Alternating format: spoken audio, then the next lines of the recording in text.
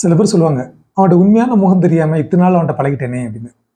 எல்லாரும் எல்லா சூழ்நிலையும் உண்மையான முகத்தை காட்டுறாங்கன்னா நிச்சயமாக காட்ட மாட்டாங்க. ஒருத்தர் உண்மையான முகம் எப்போல்லாம் வெளிப்படும் தெரியுமா? ஃபர்ஸ்ட் அவருக்கு ஒரு அதிகாரம் கிடைக்கும் போது. அதிகாரம் அப்படிங்கிறது பணமாக இருக்கலாம், பொருளாக, செல்வம், செல்வாக்கு எது ஒண்ணு. அது அதிகாரம் கிடைக்கும் போது ரொம்ப ஒரு ஆணவமாக அலட்சிய போக்கோட நடந்துப்பாரு. சில பேருக்கு துன்பம் வரும்போது தன்னுடைய முகத்தை காட்டுவாங்க. ரொம்ப பாசமா தான் இருப்பாங்க. ஏதாவது துன்பம் வந்துருச்சுன்னா அவங்களுடைய பொறுமையை இழந்து கோவப்பட ஆரம்பிப்பாங்க, கத்துவாங்க. அதன் மூலம் சிலருடைய உண்மையான முகம் வெளிப்படும். சில பேருக்கு வந்து ஏதாவது போட்டின்னு வருதுன்னு வச்சுக்கோங்க, நல்லாவே நம்மோட இருப்பாங்க. போட்டின்னு வந்துச்சுன்னா அதை ஜெயிக்கணுங்கிறதுக்காக வேண்டி ஒரு நியாயமற்ற வழியில கண்ணியமெல்லாம் நடந்துப்பாங்க. அந்த மாதிரி சில பேர் செய்வாங்க.